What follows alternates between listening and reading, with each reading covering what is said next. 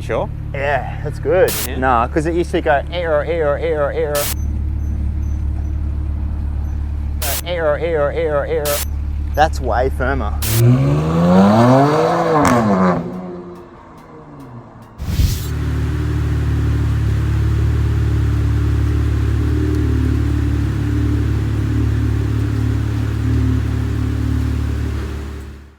Welcome to another episode of 0 to 60. Today's not something too cool, but it's a fixer-upper and it's something that a lot of guys with these old E92s are probably going to have to go through. When we did the last video, the MHD, that was version 9, Stage 1 Plus, wasn't it? On this lovely vehicle of yours, we noticed that it wasn't handling the road like my car does. Got back, had a look underneath, and we could see that the right rear shock is actually leaking.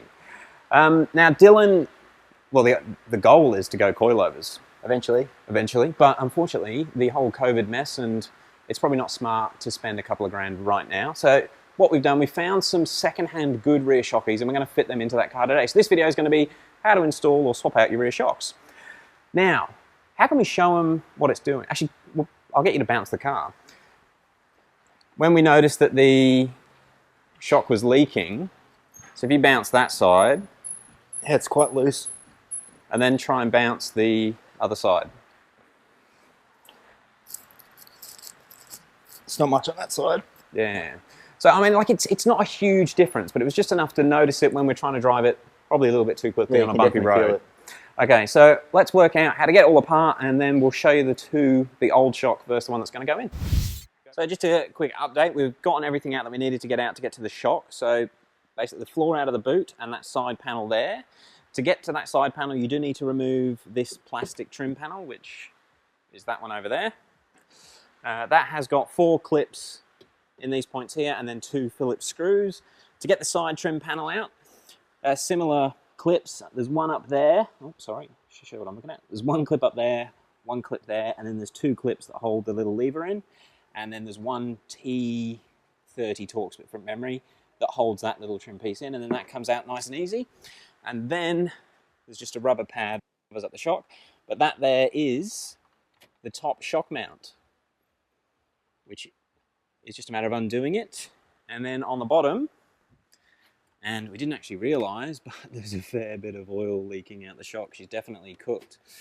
And we just have one mount, hopefully you guys can see, just here for the shock mount. Now, one thing that is really important when you do this, these are not coilovers. So before you remove that shock, you need to remove or reduce the amount of tension that's on the spring.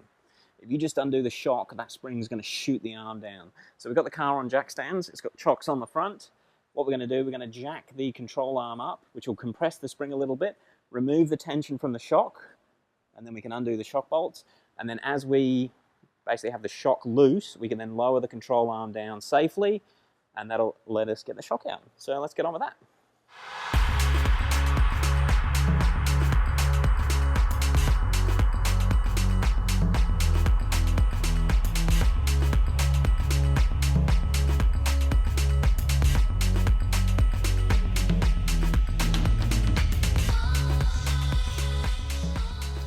So we've got the top bolt fully undone.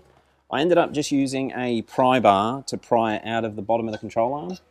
It's been in there for a while. Now we should be able to compress the shaft. Look at how much, sorry you didn't see that, but it actually compresses really easy. And I've still got the jack under the control arm, although it didn't seem to want to push it down at all. And she's out. So we've got the shock that's come out of this car and the second-hand shock just here. Now I wanted to strip this one down as much as I could before we put it in the car, just to make sure there's no damage to the shaft, make sure that there was no evidence of any leaking at all around the seal. And although there was a little bit of dirt and dust and crap around the seal, it was all dry. So we've not got any oil leaks with the one that's going in, where you can see the bottom around the seal section, there's dirt there and it's just all caked in oil. So she's been weeping for a little while. In case anyone's wondering, really what happens, you'll get dirt or something on the shock shaft, it'll dry, and then as the suspension compresses, it goes through and tears or damages the oil seals, and that's what causes shocks to leak most of the time. Something I'm just going to be open about, again, we're doing this as sort of a cheap fix, not the ideal way, and Dylan, like I said earlier, he wants to put coilovers on it, hopefully before the end of the year. This shock here is off an E90 M Sport, where obviously we're putting it onto well, this car is an E92 M Sport. The logic behind what we've done there, obviously the E90s are a heavier car, so I'm assuming the E90 M Sport has slightly stiffer dampening than the E92. Considering it's not new anyway, I'm hoping there's going to be very minimal difference, but if anyone does want to get really scientific about it, this is off the sedan. Dimension-wise, everything is exactly the same, so as long as we can stop that PO going, you'll be happy, yeah? All right, let's get it put back in.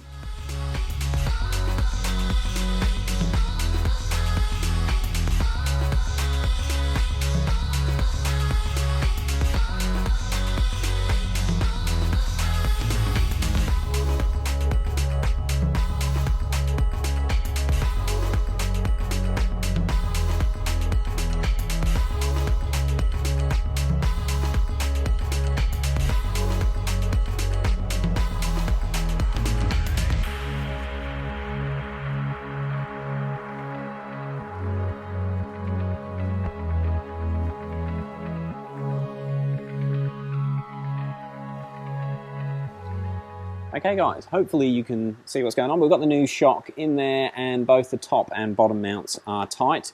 Now I do apologise, I don't know what the proper torque ratings are. Just use common sense. There's not actually much force that goes through it because all the thing is on compression unless you jump the car, but you do not want either bolts to come loose because you get some rattles. Now something I did notice while I was putting it back in, I was having a little bit of feel around with the lower shock mount or bush, and it is crumbling, and that is something you need to look out for. If you've had a leaky shock, just check that it hasn't damaged the rubber. Oil just makes the rubber perish. It's still tight, it does not rattle at all. You can shake the whole car through it, but that bottom mount up in there is perishing, and it's something that we will need to replace when we do the coilovers. And you may have noticed as well the bump stop on every shock. We've got 4 rear shocks here, and every single bump stop is also perished. If we were going to fit these as a permanent fix, I'd probably nip and get some bump stops. It might be 10 or 20 bucks. But again, this is just a temporary thing. A lot of cars don't have bump stops. Again, if you're not bottoming the suspension out, it doesn't really matter. But it's just not the right thing to do. So make sure you do check bump stops if you're doing a permanent fix, not a temporary one like we are. So she's all mounted back up. I've just got to put all the trim back together, and then I want to give it a bounce test. So we just drove it out and pulled it back in just to get the suspension to sit level. It's time to test it, Dylan. Is it going to pogo still? Much better. Heaps firmer. Well, for what that's cost, that was definitely the cheapest way of sorting that out. Just check this side. Yeah, that's same. All right. Feels heaps better. Sweet. Still, I want you to get coilovers. We need to get this a bit lower. All right. Well, it's pretty easy to do. This is sort of the cheap way of sorting out a problem with your suspension that's leaking, but it's not terrible. If you've got any questions about changing your rear shock absorbers, let us know in the comments below. But until the next one, thank you very much for watching. We'll catch you on the next one. You sure? Yeah, that's good. Are you sure it's better? Yeah. And we're not just placebo in here? No, because it used to go error, error, error, error. Can you just bounce it again though, just to make sure? Something is squeaking in the suspension, but it's not that shock. That's way firmer. I reckon that's it's your handbrake.